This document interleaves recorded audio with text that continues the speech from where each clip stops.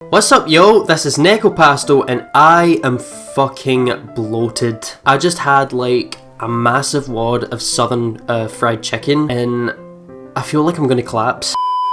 Welcome back to the letter where we left off. My mum and dad used to call me a fish. I know it's only an 8 million yen vase, but I swear. You two can start by getting rid of this ugly Bitch. The wrongs are finally nestling into the Ermengarde mansion, or soon to be known as the Wright mansion. So let's take a little, let's make a little recap of, oh, there's, is that, yeah, Harvey Lee. Okay, so, I think we should take a little look back at the beginning of the last episode and have a look at these journal entries. Monday, October 17th. Hannah Wright threw a party in their penthouse at the Cache. The city's most powerful were seen, including Chief Inspector Harvey Lee of the Luxbourne Police Department. From him, the socialite heard of the Ermengarde Mansion's upcoming open house, and of the interior designer Marianne McCulloch. Let's take a look over here, October 21st. Oh, so we've already had entries over here, but we can have a look at some new entries here. Here we go.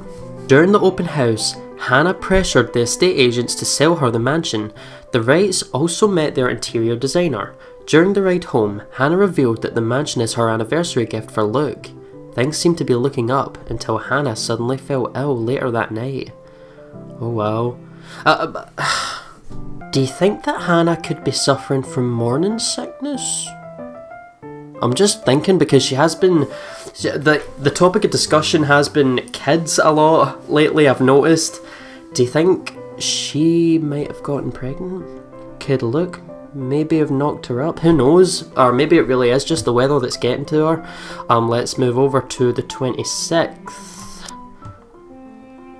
Oh, look!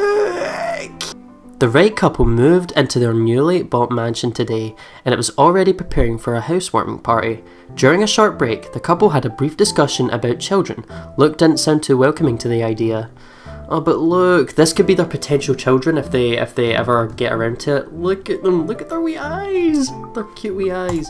I'm assuming nothing has changed in the profile. Absolutely nothing. I say we move on. Let's make some progress, because I believe there's things going on to do. The mansion grounds has been one of the first things to be fixed up, aside from the bedroom. Although it's still a work in progress, it had a promising start. I can already see the flower patches. Luke's favoured daffodils stand out easily, having been transplanted from the pots that used to litter the rooftops of our penthouse. Why, if the moving crew thought that Luke was being hard on them, they clearly didn't see the landscaper on his way out. Oh, wow. The man looked like he was ready to faint, and Luke seemed ready to kill him by the end of their discussion. Oh, look! Yee, Zachary! It's our favourite cinnamon roll of the series. It is in the gardens that I see him standing near the flowers in quiet admiration. Oh, look at him with his camera. He is hard to miss, a hulk of a man that clearly did not belong, and the big backpack on his suitcase that he has with him makes him look much larger. It is a peculiar sight seeing someone that looks like he does handling the little delicate things with such care. He looks up from the garden and does a double take before a friendly face replaces his serene expression. Miss Wright, yeah? Hi, Zachary Steele here from Luxury Living, ma'am. Oh. Hope you weren't waiting too long. But it looks like you're still moving in, huh? Thought for a second there my calendar was wrong and I came here too early. You look familiar. Have we met? Oh, yous have seen each other some point. Oh, it was a rather awkward situation. Sorry, I'm gonna take a sip real quick. I have some Coca-Cola here. Not sponsored. I have a very wide social circle, so everyone looks familiar at one point or another. But one would think I'd remember someone who stands out like him. The struggle to recall must have been evident on my face as he quickly and kindly answers my question. Oh, I was with Isabella, your estate agent, when she had the house blessed. Oh yes, that's right. Small world, isn't it? Should have known you were Miss Wright. The one and only. Welcome, welcome to Maison de Wright. Oh, French. And yes, we've been in the process of moving in as we were delayed. But it won't be a problem. They're just adding a few things here and there, and you should still be able to do your work. Where's the rest of your crew then, Mr. Steele? Zach is fine, please. Mr. Steele makes me feel like I'm a mascot for a cleaning product. Anyway, I'll be your one-man crew for today. Don't worry, been doing this gig for a while now. You must be quite the veteran to handle this on your own. We've had a full crew coming into our penthouse the last time we were covered in your magazine. Veteran? Oh, your words are too kind, Miss Wright. Oh, bless him. Hannah, if I get to call you Zach, you have my permission to call me Hannah. Alrighty then. Anyway, I'm no veteran, but I know my camera well enough to make sure this is a good shoot. You can trust me on that, Miss Wright. Hannah. Okay, so he's our photographer, Monsieur Le Photographe. I'm not good with French accents. I'm probably making you all cringe to fuck. Zachary proves quickly enough that I can, in fact, trust him. His skills with the camera and experience in this industry, at the very least. He is kind and courteous, listening and following as I lead him around the house. A really nice fellow, and he treats our household staff well whenever we cross paths with them. I answer his questions to the best of my ability, and he is patient enough to answer mine whenever I get curious enough. For one, I asked what the bags are for. They are quite the magician's toolkit. From inside, we had procured several items to embellish the interior with. Bowls of fruits, lemons, trays with peppermills, stacks of cookbooks, cutting boards, and glass canisters filled with colourful nuts and grains are brought in for the kitchen setting. So, he brought props with him? Casual. For the bathroom, there are white towels, seashells, and decorative soaps. There are other things as well, too numerous to count. All in that large backpack and suitcase. Tricks of the trade. Softens up a room, makes a place feel more homey, and fills it up with texture. But you guys probably have better stuff I can use for this. No lights. Don't tell me all of these are just props. Well, I've got my tripod here. For things like these, natural light is best. I'll just have to set the shutter speed to a real slow setting, and as long as nobody steps into the shot, it'll look great. Exactly. Like, the thing is that when you're using like a slow shutter speed, it's important to have a tripod, because you can't just hold. Well, you can, but you would need to have hands of a surgeon in order for the picture to come out correctly, because it's like constantly like developing the picture because the shutter speed is slower. So like, it basically lets more light in, so like the picture will end up. I don't know. I've not done photography in quite a wee while, but I understand what this is about. Oh, it better. We go through the rooms one at a time, although we first tackle the ones that the movers have no business in anymore. Oh, ballroom. The ballroom needs a little preparation with the grand design. Although there was some trouble at first with the wide open space and the pictures being backlit. Oh, the creepy kitchen. It is in the kitchen that Zachary's props come in handy, considering how Johannes kept the place so neat and sterile. One can practically eat off the floor. Oh wow. We carry on touring the house and taking pictures where we can, with exception to the rooms which have yet to gain any purpose or design. Too bad I can't take a sneak peek of his photos yet. Funnily enough, he is using a traditional camera. I didn't even know film still existed. With the way he speaks, however, I could see that he knows enough about his craft that I'm not too worried about botched photographs. I can imagine photography must be cathartic for him, judging by how at ease he looks while taking pictures. There are small snippets of conversation in between the clicking of the camera. He even goes as far as to talk about the terminologies like shutter speeds and aperture when I ask about the technical aspects. Yeah. I can't see the pictures as it's made, much like when I watch artists paint on their canvas. But watching someone passionately practicing their craft such as this is exciting in its own way. Going through the many rooms has been quite the exercise for both of us. Oh. Despite that, he's been so nice, and I find myself putting on my best smile. But it was when we were taking pictures in the foyer that everything comes to a standstill for A moment. Just a moment. Have I not been paying attention, I wouldn't have even noticed. It is merely a split second when Zachary's rhythm is put to a halt. Oh, it's the bitch. It's the pale bitch. Oh, she's putting her in a choker. Okay, this is not cool. His finger doesn't move to release the shutter. Yet, he also doesn't pull the camera away from his face, gaze still firmly fixed through the viewfinder. His hands shake, and there's a light sheen of sweat on his forehead. Zachary? That bitch is gonna rip your throat! No response. Zach, is something the matter? Lowering his camera, he blinks and stares at something behind me before shaking his head. Turning around though, I see nothing that could have gotten his attention. Oh, no, there's nothing wrong. I just remembered something I saw. Yeah, sure. Let's get back to the pictures. Can you move a bit more to the left, yeah? So now Zachary's seen the ghost as well. Not just Isabella or Hannah, he's seen it too. I struggle to respond this time. There's a sudden weight on my back and an indescribable tightness around my throat. Is that bitch putting you in a choker hold? Everything stops. And everything starts again. As I manage to choke out. If you're sure. I don't know what just happened. It was probably just a dizzy spell. I'm fine. And he said he's fine. We continue at the same pace as before, although there's an unspoken agreement that we will not talk about what happened. So, is this a full-time job for you then? Nah, I just freelance mostly, for magazines, newspapers, and events. So you can't really call it a full-time job.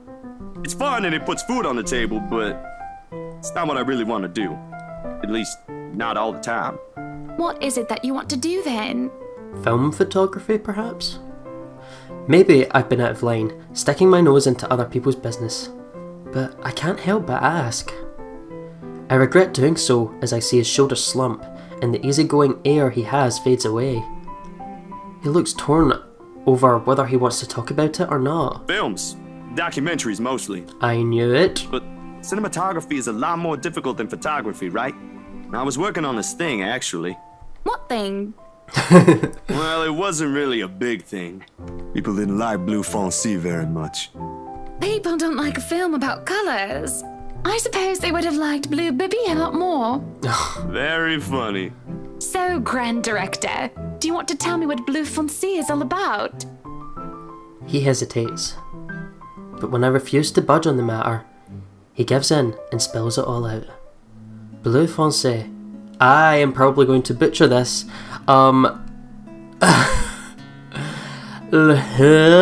La plus sombre de Noir Bretagne? I probably didn't say that right. Dark blue, the darkest hours of the Black British. He speaks with passion of one who has gone through the very matter he is concerned with. There is conviction, knowledge and experience in his speech. Why, I would have told him that he's an amazing speaker if only I wasn't so engrossed listening. Prejudice and discrimination, in schools and in the workplace. Lesser chances for opportunity and higher chances of being treated like a criminal. He spoke of blacks and people of colour in general, still being treated like second-class citizens, all because of colour of their skin. It's all just positively riveting. And sad. It comes to a point wherein he loses steam. He looks abashed, realising what he'd just done. Sorry, I just got so carried away and... It's fine. It is really so fascinating to watch people talk about their passion after all. You should see how your eyes light up when you speak so fiercely. You do have very beautiful eyes. Oh, is Hannah getting feverish? Oh, what's happening? Uh-huh. Thanks, I guess. Is she flirting? I want to say that I understand where he's coming from, but I really don't, do I? I was born with a silver spoon in my mouth, and I've lived a charmed life. It hasn't been perfect, but the difficulties I've been through pales in comparison to what others experience on a daily basis. I certainly don't know how I would have fared were it any different. Would I still have met Luke, and would he have loved me if I was any lesser? Would I still have met Luke, and would he still have loved me if I was any lesser? What was your home like? These things you talk about, it sounds like you've... Well, I don't mean to pry, I mean. Live with my older sister and my grandparents. We had a shop selling all sorts of things below our flat. And well, I was one of the few non-white, non-British students in class. I didn't get pushed around or anything straight up. Even then, I was one of the biggest kids around. But a pencil and notebook would go missing, you know? Don't I know it? Oh, that I knew. Children can be so cruel at times. Of course, it may be a slightly different story when you have personal guards, and the stolen item is not a pencil, but an expensive heirloom. So what about you? How you liking your new house? It's pretty impressive. It's nice, I suppose. You suppose? Not big enough? What? No, oh, don't be a bully. She's changed her mind though. It's just that... I understand if you don't want to talk about it. I was a little girl, all dolled up and treated like fragile porcelain, with nursemaids waiting to me hand and foot. All the material possessions anyone could ever want, I could ask for on a whim, and it would be handed to me just like that. But I barely saw my parents, just goodbye kisses in the morning before they went off to who knows where they needed to next. I saw them more often on the telly or the newspapers than I ever did in person. I remember my old house. It was a lot like this one. Big walls and big halls, but nobody in it. Not really. It makes you think how alone you are. Oh. Maybe she's still feeling lonely, even with... and even Luke is not around her at all most of the time. He's busy working away, not really paying that much attention to Hannah if you think about it. A pensive mood overcomes us. And there's a moment where neither of us are sure of how to go on from here. Things have gotten a bit too personal. Yet it isn't wholly uncomfortable, like as if we've been friends before. Well, that's normal, ain't it? You just moved here. You'll make home out of it yet. He certainly makes it easy to believe that. My childhood house is indeed a lot like this one. Just as large and extravagant. And just as empty. I hope he's right. So, Monsieur le Photographe, you've covered the one and only Ermengarde mansion. What's next on the agenda? The interview? Boring.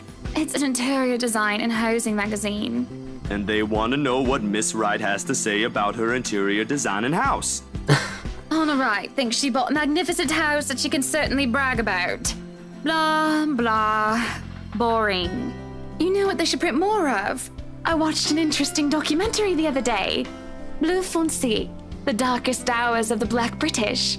I recommend you watch it. Aww. Those are the things that people should know about. What do they care if I use a purple or green bowl of fruit in my kitchen? People, right? Oui. People are shite. Oh, I love that. Shite. What do you think? Do I look good with this angle? I strike a pose while he's being busy, looking taken aback for a moment, probably not expecting me to go and just say such a crass word. Oh, look at his face, he's like, oh, what? But he recovers quickly, and after snapping a few shots, he grins. Yeah, vous êtes belle. You want copies of these ones? Yes, please. So, the big boy knows French. Oh, she's blushing again. You must have wooed a few ladies. Unless you're into gents. Either way, French is, after all, the language of romance. It's a really pretty language, actually. Let's be honest. Oh, I don't know about quoting fancy poetry, but I've made lunch for a girl before, and they did like that fancy French cuisine. Ooh, he also buys cinnamon rolls for girls. Ooh. Can you cook your best? Oh, Blah, blah. So is that how you say it? I was having trouble with how to pronounce that in the last episode. I can cook just about anything as long as I know the recipe. Say money big. It has been too long since I've had a nice and proper chat with a good friend. No, Lee's certainly not a good friend. Well, there we go, we've had that. And although we've just met, Zachary is the sort who can probably befriend anyone. He's just a comfortable person to be around. A bit too comfortable.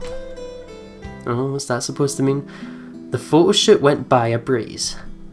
And somewhere along the way, as we talk and laugh, I find myself getting a bit too close without realising. He'll give me this strange look until I back off, and he'll go back to asking questions after I agreed to do this little interview. And it's just odd. Well, no. Me being friendly isn't that odd. That is how I am. Zachary is the one that's being odd. Why? Anyone else would absolutely welcome the extra attention I give them. He, on the other hand, looks almost flustered about it. He should be used to different personalities by now, having to deal with various people when he works. And if not, he needs to start. Perhaps no one has shown him attention of this kind, but he's a big boy. He should be able to handle me. All it is a friendly touch here. A pretty smile there, and gentle swaying of the hips as I move around. You're a married woman. That would come off across as a very strange act, wouldn't we have to agree? Zachary grew and grew more red every time he noticed. Am I being mean as I find enjoyment in seeing him unravel? Perhaps. This went on during the interview and beyond that. There's nothing wrong with what we're doing, right? Zachary and I are just having a playful, friendly chat while enjoying the outside view. At least, that's how I see it. I'm sorry, but I'm really getting distracted. Oh dear. Could you maybe stop doing that? Stop? I'm not sure if I want to though. So Hannah also likes Zach? I'm wondering, does Isabella like Zach? Or is she vam zoning him? I don't even know. But we have a choice here. We can continue teasing or stop it. Anything new? It keeps on saying new, but I don't think anything has changed since. It doesn't look like it. Let me quickly save the game. What should I do? You know what? Maybe we should stop. I think he would have appreciated it if we stopped. He's looking a bit uncomfortable, so yeah, stop it. I'll stop if it makes you uncomfortable, sweetie. That's it. And our relationship went up. That's good. That's all I want. Sorry. No, I should be the one apologizing. Why, you're a shy one, aren't you, big guy? It's not that, but... He gestures to the ring on my finger and lets the fact of the matter hang heavily between us. My only sunshine, the wedding ring. Being told implicitly that I'm too forward is not a common occurrence. I think I'm more stunned at the fact that he pointed it out rather than, well, being rejected. Not that anything is going to happen between us in the first place. It was just going to be some harmless flirting, right? So, you've never had a girlfriend? No boyfriend either. You know, just in case you were gonna ask for that one next. I was gonna say, maybe Ashton Frey. Who knows? And you haven't even had your first kiss? Not a one, ma'am. Do you want to have your first kiss today? Hannah, I thought you were going to stop this. I can't help it. I really can't, and I'm going to apologise lots later. Surely by the catty smile on my face, it's obvious that I'm just pulling his leg. The laugh I failed to contain certainly gives it away, if it still isn't obvious. But still, he lights up in embarrassment, stammering and spluttering objections. You're married, and this will be extremely unprofessional. Look at him, he's getting all flustered, bless him. I never said I would kiss you, silly. Oh, Johan! Oh! No, what? No, Get the butler to kiss him. Don't call your butler. She's Hana. That would be for the better. I don't think his husband would appreciate it if I made him kiss another man. Oh, Johannes has already got another man. I do not think he can hear us from here either. But it is hard to think you're not taken, Zachary. Why, whoever becomes your girlfriend will be so lucky to have you. You can cook and take wonderful photographs. To be fair, I'm actually really shocked that he's not taken already either, because he's so cute. Wonderful meals and wonderful memories. I can play guitar too. You can? Oh my. Wonderful serenades as well then. Perhaps I can find a young lady who deserves a fine, strapping young gentleman like yourself. Let's not get carried away. Besides, I gotta be going. It's getting late and I got someplace else to be. A shame. I will be expecting you again soon, I hope. For a copy of my photographs, yes? Of course, I'll even deliver them personally. Just, don't try to make me kiss your butler when I drop by.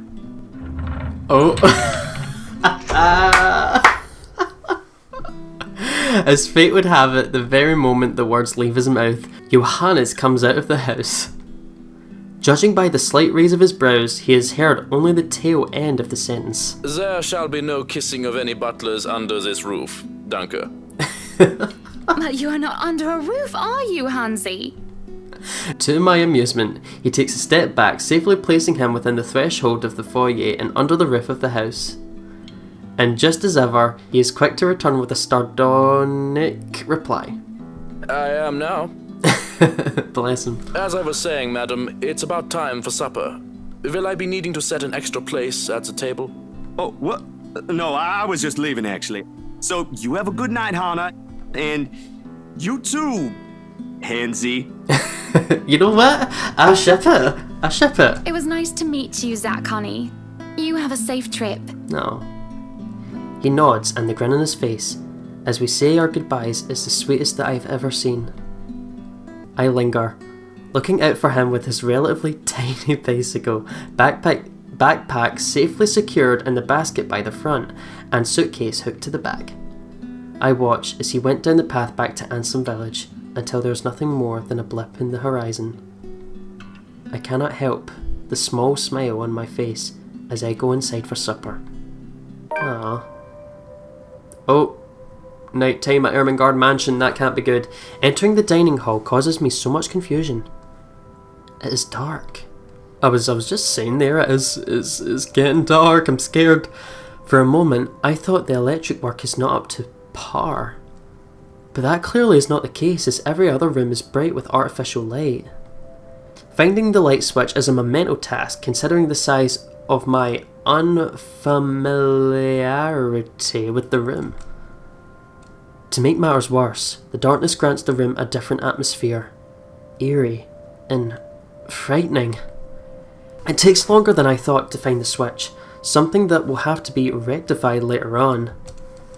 My skin starts to prickle. There's the distinct feeling of being watched. It unsettles me and only spurs me on my search. And when I do open the lights, there's a hiss. I'll turn the lights down, woman. Fucking hell. Why did it sound like that? Why did he have to hiss like that? And what has he got in his horn?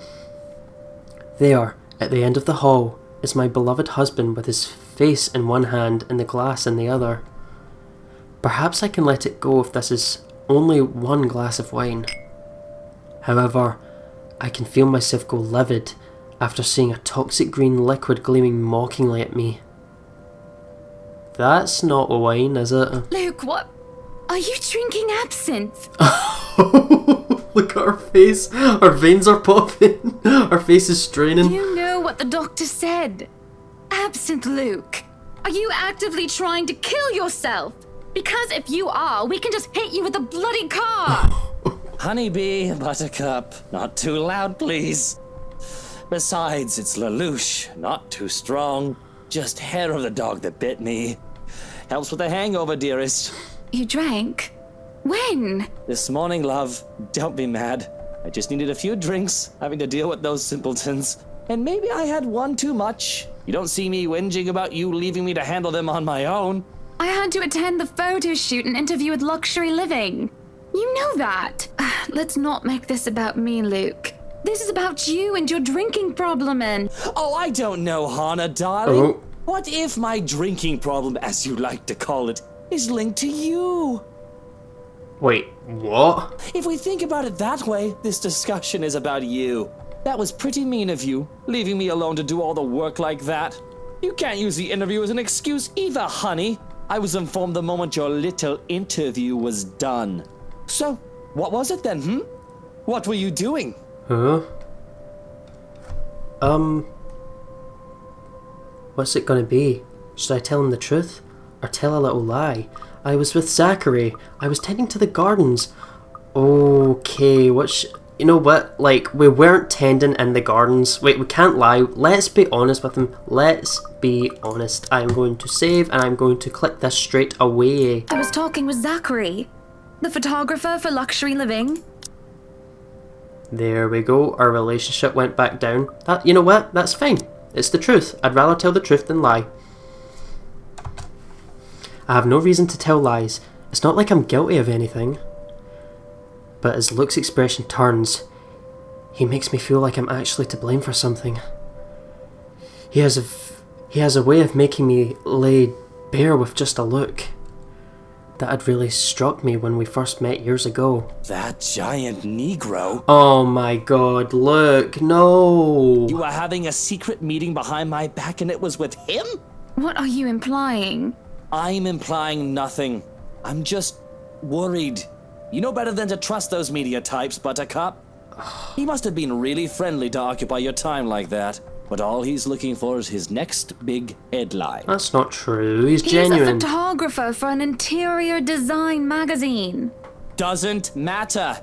You let one little thing slip, one wrong move, and it'll blow up in the telly in the morning.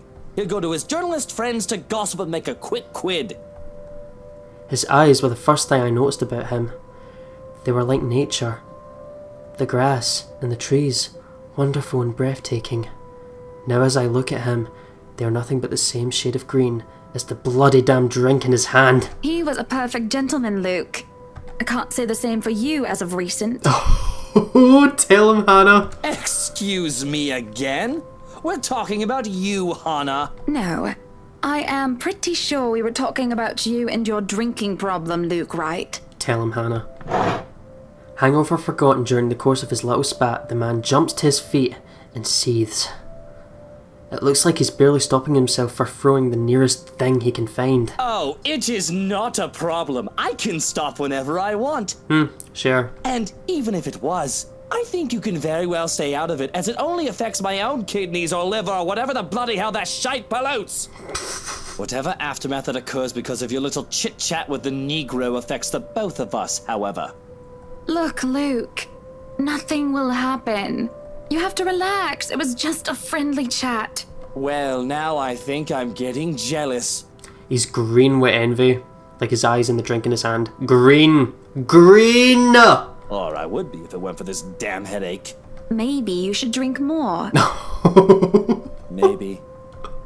That's it, go on, go on. Supper is spent in silence with nothing but the occasional sound of silverware. A grand feast has been served.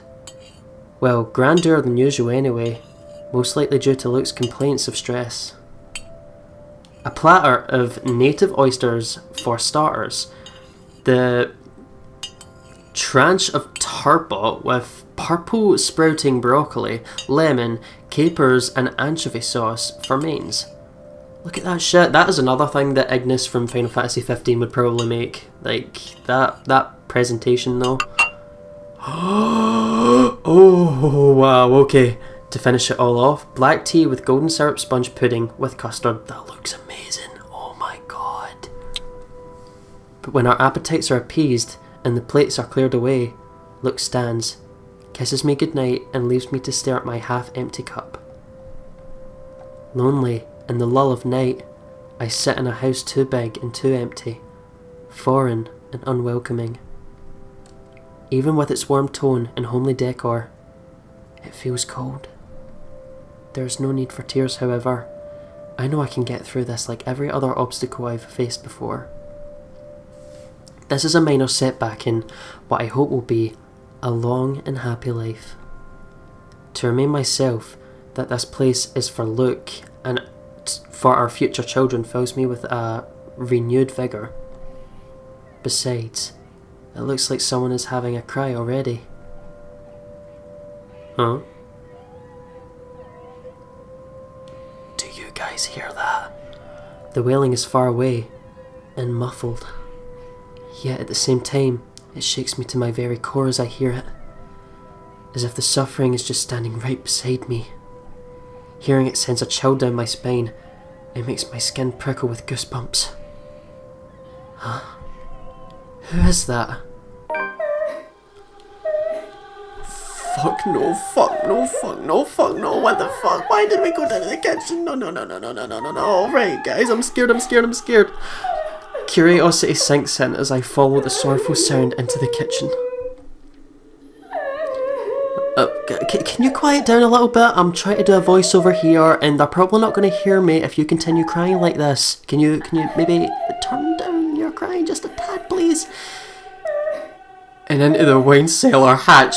Fuck no. Hello? Is anybody down there? Don't call out. This is how you end up dead. I'm curious and concerned, but there is no way I'm going down into the dark and humid underground.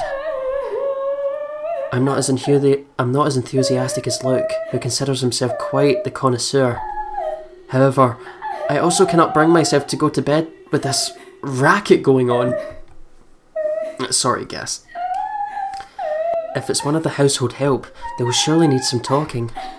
After all, this wouldn't be the first time I've gone and found one of the maids sobbing their eyes out over one thing or another. As professional as our staff are, they're still human. See, it's nice. See, Hannah's really nice. She's caring. She cares about her staff. She cares about other people. Even though, like, you know, she cares about other people. She's not snobby. She doesn't look down on people. She's overall caring. Unlike Luke, he's a bit more snobby.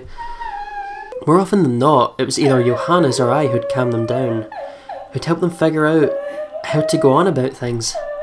Unfortunately, I'm not in high spirits right now, so I'm not as wholly benevolent. So I will... Oh no, there's another choice. I'm saving my game. Oh no! Open the hatch or call them out. What do I do? You know what? For the sake of this let's play, I think I'm gonna open the hatch. Oh my god, I'm fucking terrified. Where's Kieran when you need him? I might not be going down, but there's no point in talking through closed doors. Or hatches, in this case. The thing refuses to budge at first, until there is a soft click, and it easily swings free. As I lift up the hatch and look down into the cellar, a sense of uneasiness washes over me. Fuck no. It isn't just a sudden onset of vertigo and nausea, but also the darkness. It's suffocating. And as I look down, it feels as though it's looking back at me. I worry that something will suddenly pull me into the deep. I can hear her whispering.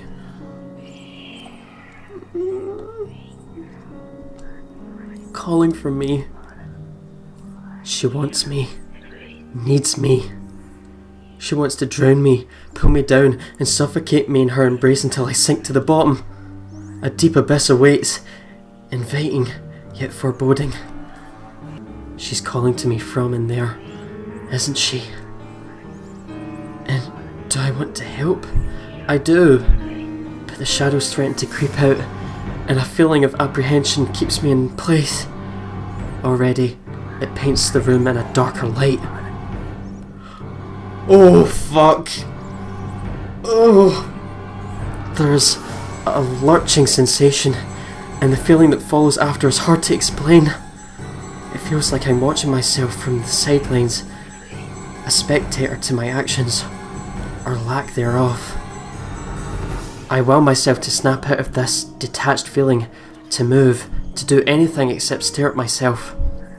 And for a moment, I see the look of fear in my own face. I'm back in my body, But the hook in my stomach is no longer the only one. But the hook in my stomach is no longer the only one. There are hooks everywhere, tearing and pulling at my skin, flesh and bones. They're pulling at me in every direction and it hurts. It hurts so much, I just can't bring myself to scream out. Help me. Oh, what's happening? What's happening? QT? Z? S? M? Fucking hell. Fucking hell, fucking hell, fucking hell. Oh my god.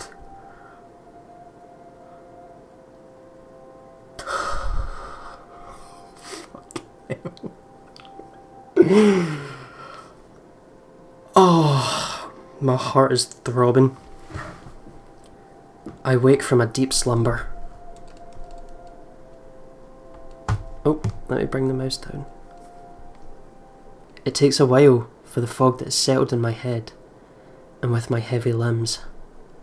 But soon enough, I manage to look around. I'm in our bedroom already, although I do not recall going here.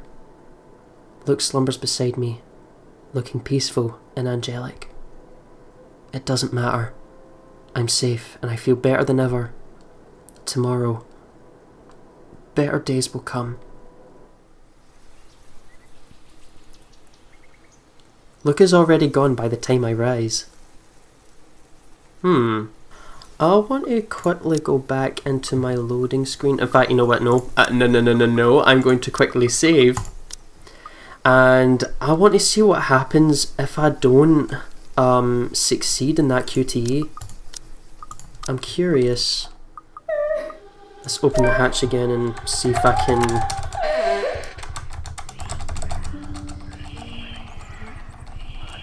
I'm scared. Okay.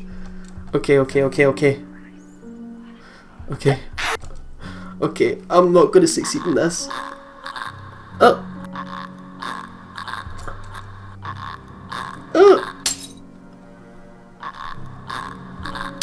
Oh, fuck.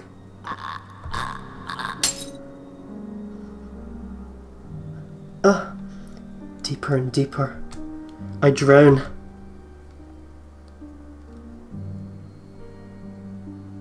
Is that all? Is that all? Oh, okay. Game over. Okay, fair enough. That's it. Let's continue. I guess I can just load again because we know what happens. My heart is still beating so fast and I don't know why. It's probably because Kieran's no way me to like squeeze my horn or hug me.